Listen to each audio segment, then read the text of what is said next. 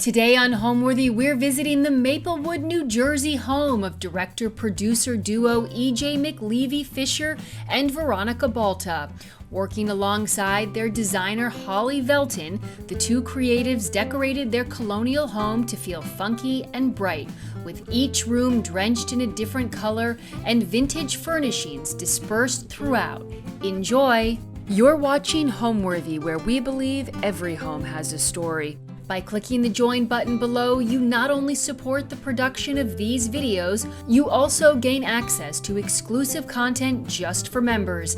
And today's members will hear from the designer herself, Hollie Velten, on how she dreamed up custom built-ins for the home that feel intentional and unique. Hi Homeworthy, I'm EJ. And I'm Veronica. Welcome to our home in Maplewood, New Jersey.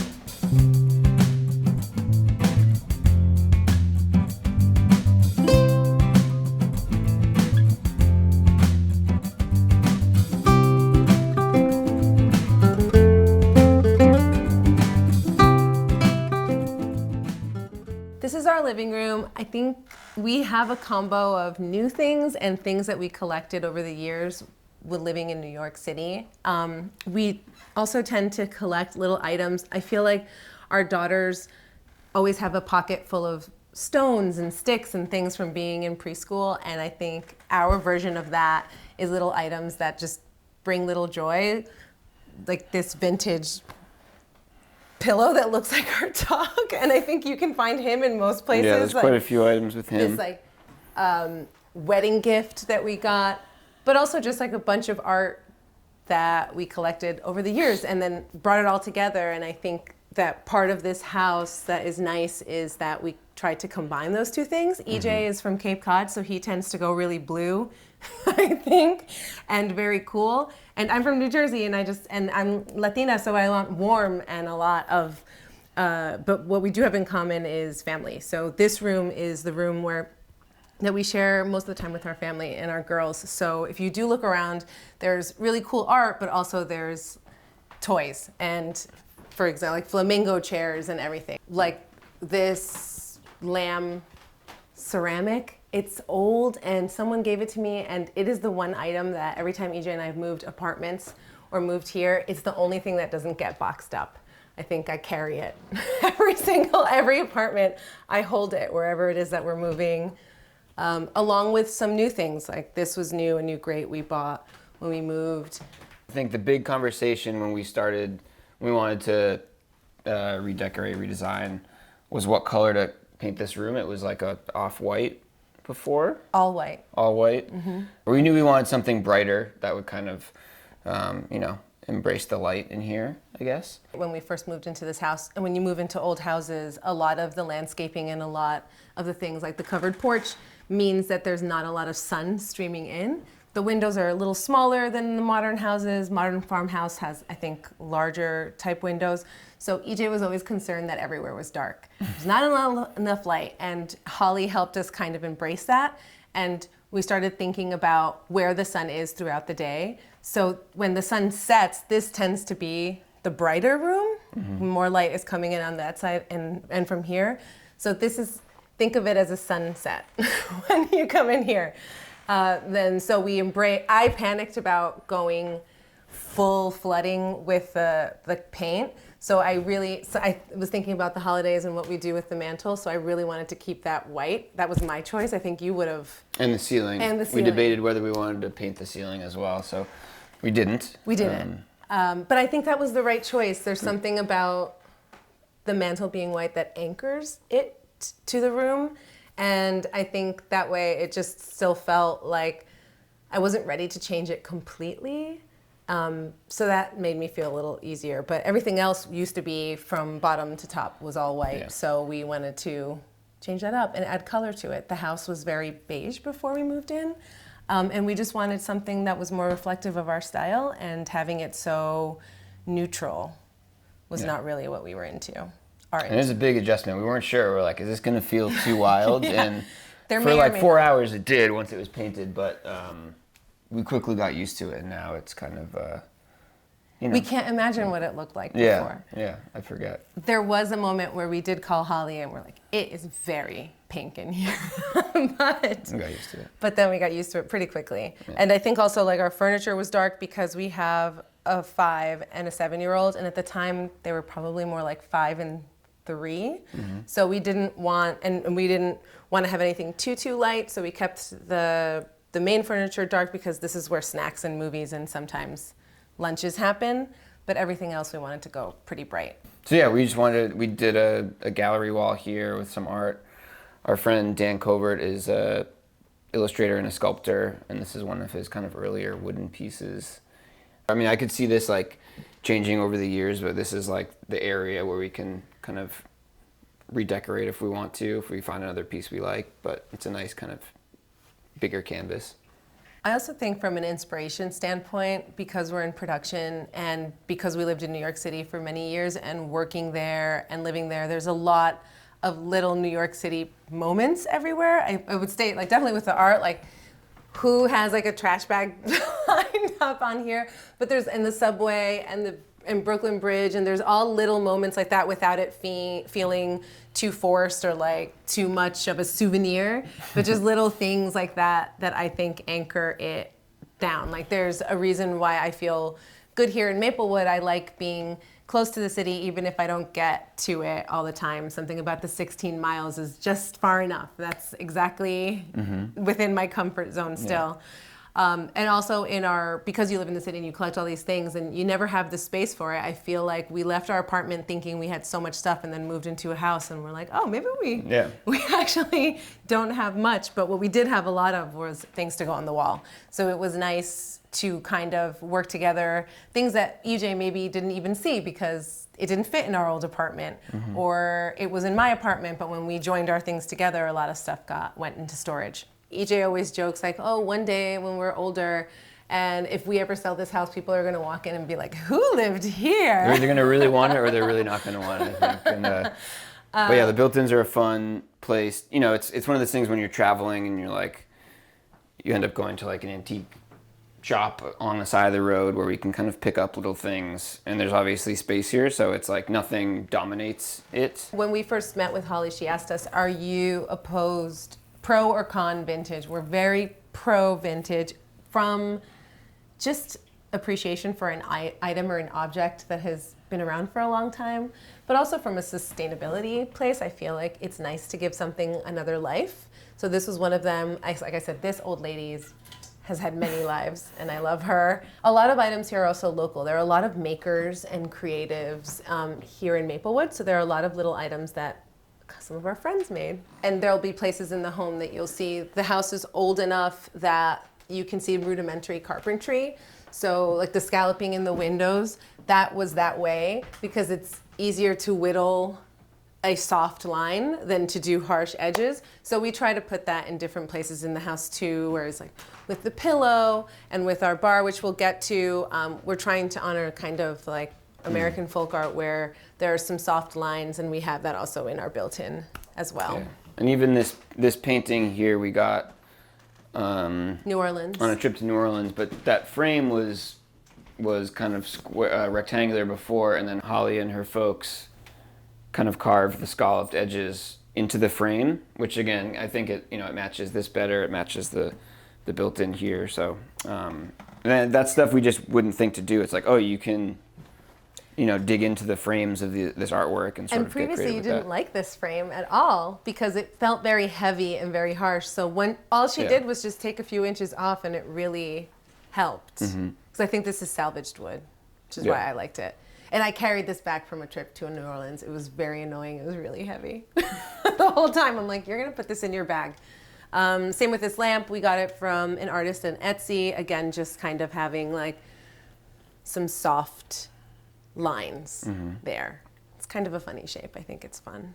Before we did all the kind of redesigning, we just had a standard bookshelf against this wall that, that we bought, did its job, but it wasn't very interesting. And we had this corner to fill up that isn't, it's not big enough to put a table or anything here, so we figured it would be cool to have a kind of wraparound or corner-shaped bookshelf and we just couldn't find that existing already. That just like wasn't really something that we were able to find out in the world. So Hollie introduced us to Carlos, who has a company called Alewood Designs, and he basically, I can't explain, I don't know exactly how it works, but it's essentially like a 3D printer for wood. Correct, yeah. Where we were able to work with him and kind of sketch out a design.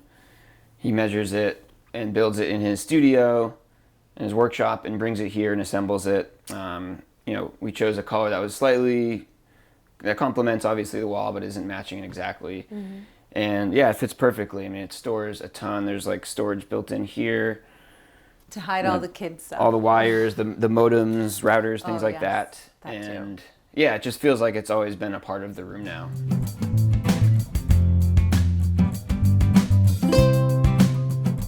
So this is Bobby. He's following us from room to room here. He just turned 10. He's the best dog. And as you saw, we have a lot of, he's a Maltese. There's a lot of Maltese themed items in the house that look very much like him. But this is the dining room. So this was, we were talking about the light in the living room. That was kind of a conversation that we had here as well, is like this room does not get a ton of light. Mm-hmm. It feels very bright right now because we have all the lights on. But, and so my first thought was like, oh, should we paint it brighter to help it brighten up? And Hollie was like, listen, it's never going to be that bright in here. You might want to consider just embracing the mood of it and going darker.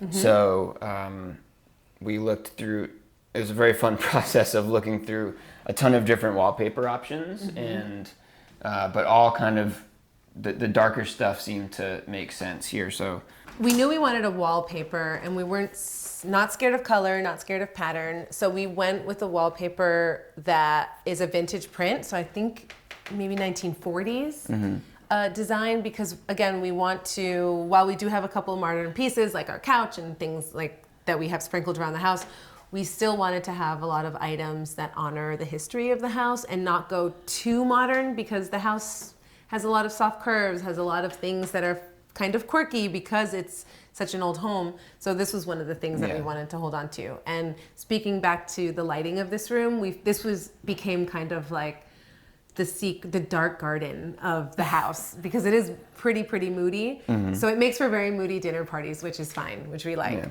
Yeah. So this pattern we like, and have just again more gardens. And if you look out the windows, it's very lush and green. And we kept kind of the nature theme going on, where we have some vintage animal prints that we have, and they're kind of funny. Like we didn't want to pick majestic, beautiful animals. Like it's not like a gorgeous anything. It's a skunk and a turtle on one side, and we have woodpeckers, which is a funny, just kind of inside joke that we have with friends. And then we have a shark. Yeah. And then there's little items just for pops of color, because we were already feeling like, okay, it's dark here. So I added this large vintage, it's a cookie jar, but no one knows that. It's just, she sits there and she looks great. And so this is a fun thing to add. Our table is new, is not old, but it opens up and can be 9 feet long. Yeah, we've had bring another table in. We've had 20, 25 people in here. We've both come from big families, so that was important for us to be able to host them. This is Hollie. This is another sculpture that Hollie made as well. Mm-hmm. What else? The bar. Oh yeah, the bar. So this is another sort of Carlos Alewood design creation. We wanted something that kind of stood alone and looked cool as its own piece. And we had a sense of what the wallpaper was going to be. We knew how there's a decent amount of space to fill up here. And so there's this inspiration that Hollie had of a curved kind of bar cabinet, I guess. And again, same thing, we couldn't find this anywhere. And so we just sketched it out, or Carlos sketched it out, and he built it. So this is kind of, it has more style, I think. We like to think it has more style than your average bar cabinet, and it just feels like it's worthy of taking up this much space, even though it's not necessarily filled with stuff. It feels like an art piece on its own. So again, there's a light, I would say, folk art theme around the whole house, but definitely in this room. And when you get to kind of the final stages of the redesign, Hollie had ideas for furniture and some other things, and again, a lot of vintage stuff. And there's this dog chair that she had a photo of, and there was one available somewhere. Well, she put the photo in front of us and didn't say anything. Yeah. Because she was thinking, this is really weird, and they're never going to go for this. It'd be too weird for them. And I couldn't stop looking at it, and I pulled the picture up to me, and none of us said anything about it. And then she leaves, and I turned to EJ and I said, I love this dog chair, and I need it. And then we text Hollie, we love it, we love it. And there was someone, she had sourced it somehow, I don't know where it was, and within hours, we all go, the three of us go on this wild goose chase for this dog chair, and someone buys it. Mm-hmm. And somehow she finds a second one. It was a gift. He sold it to us so affordably. I think Hollie gave him a emotional story of how we really wanted this chair. Veronica loves this chair. I love it. So we also have this little chair here that has been in EJ's family for about 40 years. His Aunt Judy recovered it for us. And so having this chair here on this corner of the dining room coupled with the antique chair on the other side of the dining room kind of felt like we were honoring our little kids as well as our elders, and who are super important and a big part of our lives. And so it was nice. Although whenever our mothers came in here, they both have been like, oh, that dog chair is interesting. It's interesting. Divisive piece. Yeah. And then I think lastly in here is our lighting. We knew that it was going to be big and fantastic, and we loved the colors, and even if we did nothing else, we felt like at least this was going to be interesting. This one looks really cool at night, especially. Yes. When all the other lights are off, there's just this kind of beautiful, like, it almost feels like a UFO kind of abducting something. It does. And yeah, it's really nice to, even like when I'm walking the dog at night and I can see this light through the window, there's something nice about feeling that. And again, like, I was nervous about how dark the room would be, but it's actually kind of the coolest part. So, there's a big difference between the tone and color of the living room versus the dining room. And we knew we were going to go brighter in the living room. And then once we decided to sort of embrace the darker colors of the dining room, we just kind of leaned into that in both directions. So there's, you can feel it walking from this room into that room. There's just like a big contrast, but we think it works pretty well. Yeah. And I think also in terms of pops of color for each room, in this room with the wallpaper, I think the main color in this room is more of the greens and the mosses and the browns. But then when we have the red in the wallpaper, that's where we wanted to do things like this strawberry and then just this frame, just a little something to catch your eye, along with this painting that I legit picked up on a curve in Brooklyn that EJ doesn't like, and I'm drawing attention to it because also with her bikini too. It's just an old piece, and like I said, I kind of walked around. I think I lived my life similar to our children who I mentioned come in with stones and sticks and fun little things in their pockets from preschool, and I tend to do that just walking around the neighborhood. I think I grabbed this. That was in the States though, fine, I think. No, this was a free for anyone around the corner. And I'm like, great, perfect. It kind of matches the wallpaper. It does. Anyway. It does.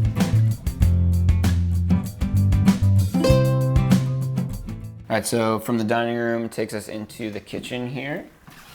And let's see, with the kitchen, a lot of this was here. We haven't changed the countertops, but so yeah, when we moved in, the cabinets were kind of a dark wood.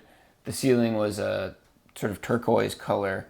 And again, we wanted to maybe brighten things up a little bit. So we repainted the cabinets before we did other stuff. We did that like right when we moved in. Mm-hmm. And then what we did in the kitchen as well, knowing that we have little kids who oftentimes you want to keep an eye on. What we wanted to do was create a space where while you're making dinner, that they'd have a place to sit and work together and play with things. And so we created this banquette that we can sit on. It's got storage underneath, which is my favorite thing. But it just became like they play in the kitchen in the same way that they play in the living room.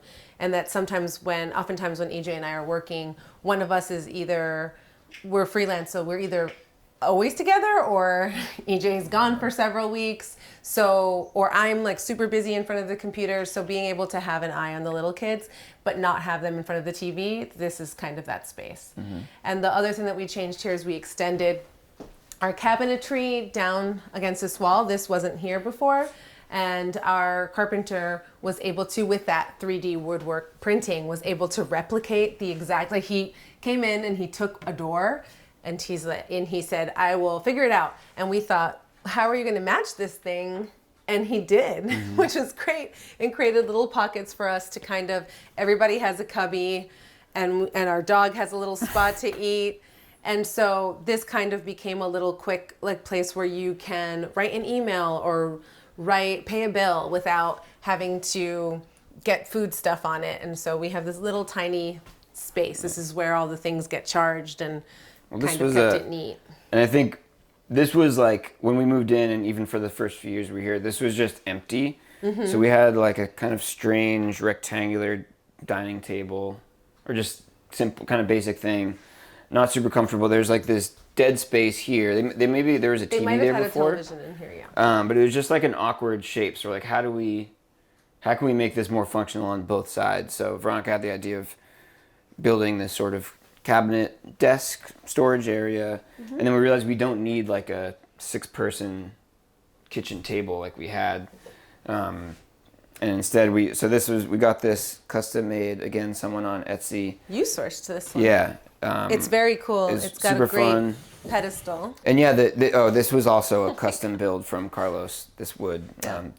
So yeah, the girls love sitting on that. You know, there's often 6 kids squished in there, so it's been super helpful. Today we were cleaning, getting ready, and the cushions weren't back on, and my daughter Pearl came down this morning. She's like, I can't sit there.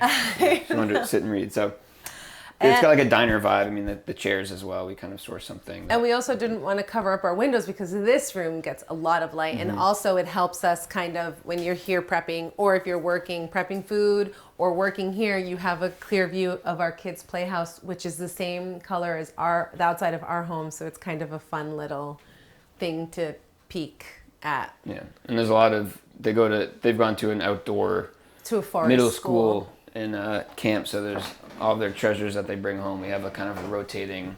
Oh yeah, these are the items that I mean here. That end up. And same with the frames. We can kind of swap in. They can choose what they want to keep in the frames there. There are kids in this house, and I like the idea of feeling and knowing that there are children in the house.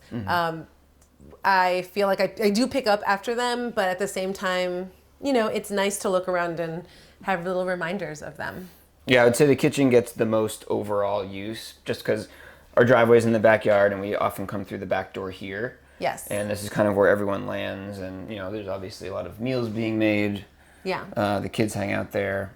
So again, just trying to make it as comfortable as possible. Yep. And it's worked. Yeah. And I think in terms of connecting the colors in our room with this room, I think like as you walk in, we usually come in the back door, the green diner chairs. One, like a nod to New Jersey diners, which are wonderful and a big part of all of my little kid childhood memories. But the diner chairs are green, which then when you go into our dining room, green are the chairs in there as well.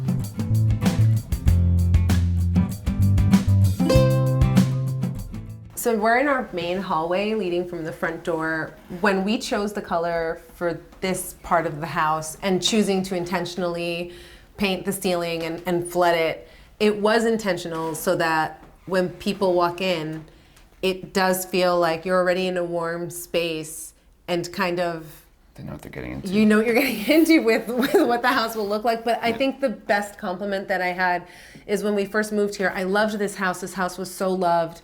It was the previous owners, it was their grandparents' house. So truly has been in the same hands for 2 or 3 generations. Mm-hmm. And it was very, very well loved. It feels good in here. And so we wanted that to be the case. We wanted it to feel like our home. And I think one of the biggest compliments after we wallpapered and painted and decorated the way that we wanted, my aunt walked in for the first time and she said, "This feels like Veronica's house." And I was so glad because that's exactly what we wanted. For many years when our kids were very small, it was a house we loved, continue to love, but it still felt like we were at someone else's house for a little while. But there's some continuity to it as well. One of our daughter's babysitters, who is one of their preschool teachers, she came over to babysit for the first time and was like, oh my God, I grew up in town. I was friends with the kids that used to live here. I've been to this house. I've played in your house when I was a kid. And she's like, I used to love this house. It felt so good. And like, this feels so good too. Yeah, it's like a nice compliment to hear that, kind of honoring that, I guess. Yes. Yeah. Yes. So now we'll go upstairs and we can show you our bedroom up here.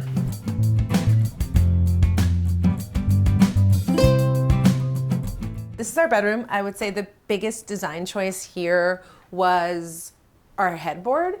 We couldn't decide what artwork we wanted to put over our bed. That seemed like a pretty heavy choice on what we wanted to see there every day. So we had worked with Hollie and Velten to create this headboard. They shaped this big wooden piece and then basically it was a puzzle that they put together. It was this is like a lot of physical exertion, then like stapling this together. It was a beast. It was not only Velten just creating the wooden parts, but then getting it upholstered and working with the local upholstery team in town. And then on top of it, I say, hey, can we put our sconces in it? So they had to drill holes for that. EJ and I love to read, so that was a nice little touch. And so this was our big main piece, and it felt similarly, again, following the sun and soft lines, it feels a little bit like that to me. Mm-hmm. And this is just became like we kept the colors. It was important to you to keep the paint in here very neutral, very light, relaxing, cool. So the warmth that we brought in came with this. And it took us a while to choose this fabric because we were worried about it being too dark, but you also don't want to go too light. But it's very nice and soft and sturdy. I think we repainted this room twice. Like when we first moved in, we painted it lighter, and maybe it wasn't light enough, and we repainted it again. Maybe. That sounds like I might have done that. But yeah, this room is like, we haven't gone big with artwork otherwise because this is kind of such a focal point. Mm-hmm. Like we haven't filled that wall up really with anything, and we might not. And then we got this Moroccan rug, which I was so excited about because I wanted to have a neutral, and I feel like stripes are a neutral. So it's kind of fuzzy and it doesn't take up the whole bed. I didn't want to carpet the room because I really love our floors, but I wanted to have something kind of soft to land your feet in when you wake up in the morning. This bench I really like as well too. We got this bench, I believe it might have been like CB2. Yeah. And honestly, what it's for is so that Bobby can jump up on and then onto the bed. Or just stairs. And then also when we moved into this home, I was pregnant with our second daughter, so you really did need a spot to sit to put your shoes on. But I really there's something about a bench at the end of the bed that you and I have always liked. And we always tend to put something in front of the bed to sit on. Yeah, we use it a lot. Yeah, we do use it a lot. It's really nice. And again, following that of having everything here is kind of soft and nice to touch. Like the carpeting is soft and fluffy. This is suede and really soft. Suede. This is our bedding is really soft. It's a deucin along with the pillow. And it's just light and soft and gauzy and really nice and creating kind of like a soft space to lay your head, I would say, for bed. We definitely kept this room lighter. I guess, when you think about bedrooms, they're sometimes pretty dark, but again, knowing that was going to be such an imposing size of a headboard, we wanted to keep it lighter. And I think, again, we'd gone through a couple iterations of the wall paint, like what it first was when we moved in and tried something else, and it felt pretty dark. So over time, we kind of lightened it up, I guess. But we did include, we do balance out the lightness of the fabric and the walls with these kind of richer colors, like our bedside tables, and the artwork that we have there is brown. Also, like a rust colored, and also the window treatments are just very simple, natural fibers. So it filters some of the light. We have a good canopy outside, but it does make it cozy and kind of a nice relaxing space to sleep in. We refinished this dresser. It was like a lighter natural wood. And we wanted it to just match everything, so we kind of stripped that and refinished it. And I also think it's nice to have a mixture of fabrics and textures in this room, which we definitely have between the bed and the bench and the rug, as well as with all of these little wicker containers. We have a bunch of blankets in this corner, and then even with window treatments.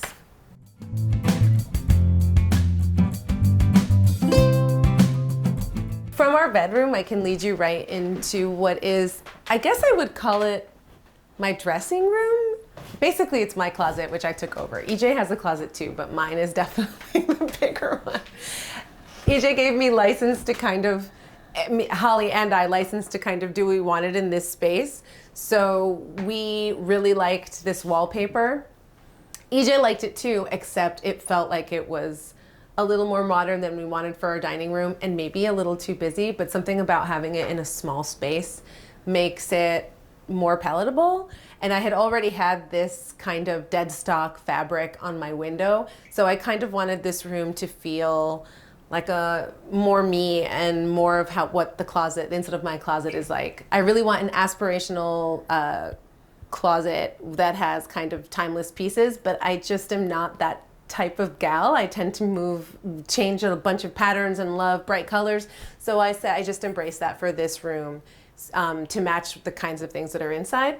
So if you come in further, I also have this like really fun rug that would not make sense anywhere else except in this room, along with this lighting fixture, which is kind of funky and I didn't change. It was actually here when we moved, but I love how it works. And then if I also somehow I started thinking about what to do in this space, and I wanted a vanity, and EJ and I found this, I think, on Craigslist, and we drove to go get it, and it like fits perfect here, and it kind of hides all of my little costume jewelry and various kind of hair items and accessories that I have. And I got this funky giraffe lamp because I feel like stripes are a neutral, so I thought that all of these different patterns and things in this room kind of went together somehow, because they don't go together, which makes them go together in my mind, in my design mind. And then it leads into our little bathroom. This is very small, but it's ours, and it's nice to just kind of have a little space that we don't share with the kids. You just repainted that. And I just repainted it, yeah, with the yellow, because I liked it. Another artwork that we have here, but what a sad place to put a Jeff McFetridge print, but it's a lovely print as well.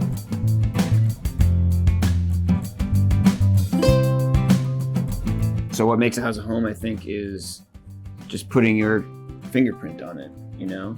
Really thinking about how you want to feel in each room, and making that your own. And like we said, you know, this house is very specific, I think, to us. And creating a space for others to see and to feel that is ours, and to feel that they are in our home and that they're welcome in it. And that's what we wanted for it too. Nothing that was too fragile that we couldn't have our kids and their friends jump around it. It's a balance. Right, it's a balance of soft things and things that are important to us, but not things that are more important than the people that we share them with. Yeah. You want people to be comfortable, even if they've never been here. People, that's the best compliment, like you said, is people just feeling like they're home. in our space. Yeah. Thanks for watching. Go to homeworthy.com for exclusive content and shopping guides.